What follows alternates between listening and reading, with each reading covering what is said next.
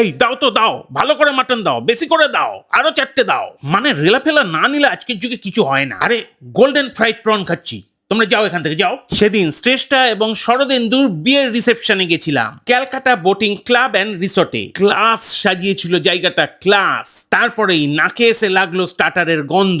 দেরি না করে আমিও ধরে নিলাম খাওয়া দাওয়ার ছন্দ। ছিল কাবাব, হরেক রকম কত। জায়গাটা একটু মন খুলে ঘুরে নি, তারপরে খেয়ে নেব যা পাবো যত। মানে ভিডিওতে জানা সুন্দর লাগছে জায়গাটা, সামনাসামনি অসাধারণ লাগছিল। মেইন কোর্স করে আসলাম চেক, স্টার্টারের প্লেট নিয়ে কাবাবগুলো করে ফেললাম ব্রেক। খেলাম সবকিছুই আঙুল চেটে। ককটেল ফ্রাই আর গোল্ডেন ফ্রাইড প্রনও ভরে দিলাম পেটে। বউ বরকে নিয়ে গেল করে নিয়ে এসকট। আমি কাউন্টারে গিয়ে বললাম, বিরিয়ানি আর মাটন কষা দিয়ে দাও দেখি ঝটপট। একটু বাসন্তী পোলাও আর নিলাম তাওয়া ফিস। কড়াইশুটির কচুরিও নিয়েছি, করিনি ওটা মিস। খাবারগুলো ছুঁয়েই মন বলল, পাগল হয়ে যাব আমি, পাগল হয়ে যাব।